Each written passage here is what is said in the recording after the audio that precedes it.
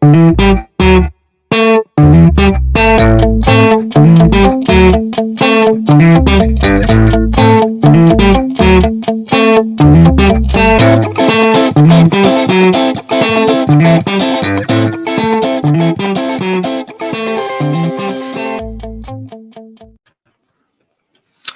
up, everybody, and welcome to another episode of Full Metal Analysis.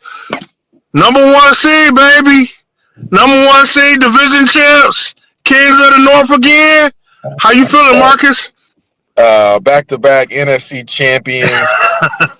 Sounds crazy. The Detroit Lions are back-to-back NFC champions. Yeah. It was the goal.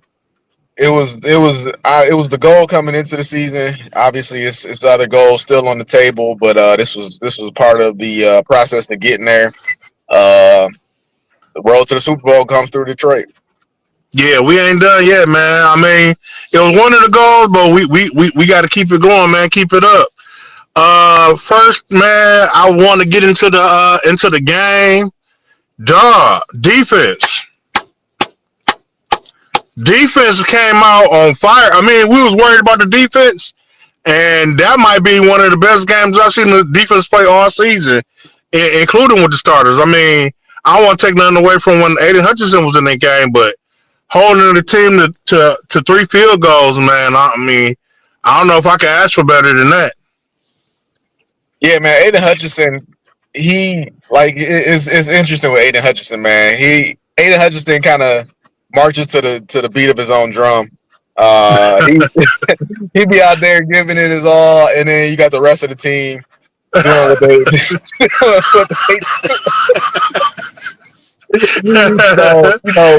want to talk to me about team? we can't wait to see Hutch get back out on the field. Oh man, the way Anzalone was a sight for sore eyes, that's gonna be Hutch as well. But the way that they perform as a team without Hutch, having Anzalone back out there, that was so big. Like you said, we didn't even put enough respect on Anzalone's name, I guess you could say. Just the effect that he had in tandem with the game plan that Aaron Glenn came in there with, your boy Pascal, Muhammad. That defensive line was just on Darnold all game, just forcing them. They sped the way I feel, they sped the game up for him. There was times where I feel like he came off of his guy a second too early, and now he's going on to the next progression, but the guy he was just looking at was wide open. I felt like that happened like 3-4 times, especially in the red zone. So it was just a great job by the defense to show up. Going into the game, I thought the score was going to be 45-42. I thought it was going to be a shootout like the San Francisco game. But man, they came out there and it was a low scoring first half, and then in the second half they continued to shut them down, and the offense carried the day. Jahmyr Gibbs carried the day. Yeah. Jahmyr Gibbs, shout out to Jahmyr Gibbs, man. He had a hell of a game, 4 touchdowns. But yeah, man, it's amazing how much different the defense looked with Anzalone back on that field, man. And to your point, man, shout out to Hutch. He was standing on the sideline. I don't know how much motivation he gave to the defense with him being on the sideline. It's looking like closer and closer. We may truly get him back for the Super Bowl. But yeah, man, defense was out there holding it down, man. The definition of bend don't break and getting down to the red zone. I think the Vikings had like 5 red zone appearances and didn't make it not one time, including a pickoff on the 5-yard line, and still didn't get in there, man. And then got to give shouts out to Aaron Glenn too, man. The scheme he was drawing up to get pressure on Sam Darnold, man. I mean, they was all over Sam Darnold, dog. I mean, Sam Darnold might have had one of them ghost games. They was they was out there giving it to that man, dog. But yeah, man. uh, I like that. To your point, man. I'm excited to see how we can how we do as we start getting players back.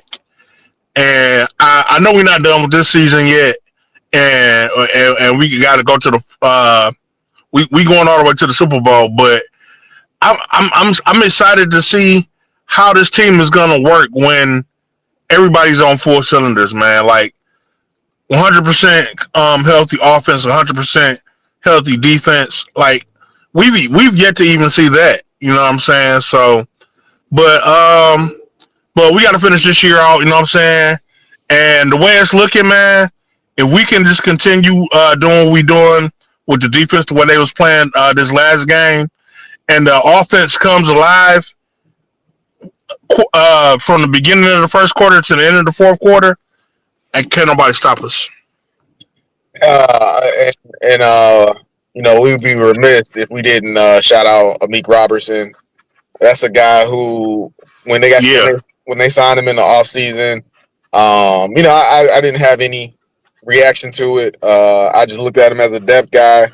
You know, somebody who, you know, had been in the league, and we definitely needed help in the secondary, and he was available, so we picked him up, and that's all I thought of it. But man, if you would have told me at the time that we signed him that in the final in the final week of the season he would be matched up with Justin Jefferson with the NFC championship on the line, I'd have looked at you.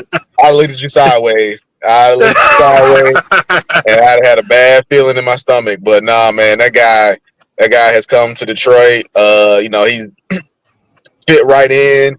He's taking on the persona of this team. You know, he got the game ball because he did a tremendous job against Justin Jefferson. He was out there. He was in his head. You know, Justin Jefferson, and after the game in the locker room, talking about how physical the Lions was playing, borderline outside the rules, blah blah blah. You know, he really did it. He really held his own against Justin Jefferson. So shout out to him. And yeah, Aaron Glenn, man, the city, man. Aaron Glenn. I don't know if you saw it, but Aaron Glenn came to the Pistons game yesterday, and they showed him on the big screen, and man, he got a standing ovation for like a full minute. Like, he was looking like, all right, Yeah. y'all can take the camera off of me, but nah, they left it on him, man. The crowd was going crazy, and it was well deserved. Yeah, man. I was watching some clip somewhere, man. They were showing a clip of Aaron Glenn right before Jameer Gibbs scored his third touchdown, man. And he was just sitting on the bench chilling, man, like game. Like game over.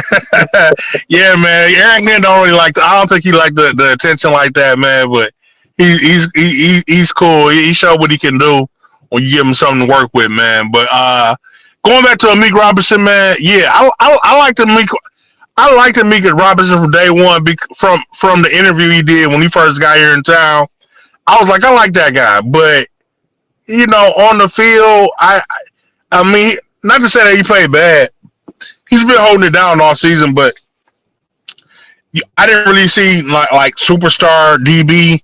You know what I'm saying? He showed flashes from time to time. But dog, when it turns out when you put that man on the outside, dude was a madman. I mean, he was breaking up passes. I mean, talk about lockdown. I mean, that man locked down Justin Jefferson. Now, granted, Justin Jefferson had a few drops, but still, man. I mean, he was all over that man. None of the Vikings receiver really had much. I think the highest receiver had like 50 yards or something like that, man. But yeah, shouts out to them, man. Defense played great. I want to continue to see it as we go forward. Um, we got a bye week. Speaking of our DBs, Terrion Arnold went down in the game. I think he just had a little sprain foot or something. From what I hear, they did like some X-rays or whatnot on it. It don't seem to be a serious injury.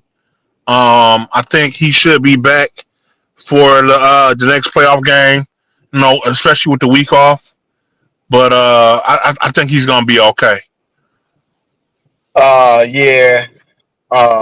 This buy is coming at a great time. It's gonna be a great time to like you said, try to get some more guys back.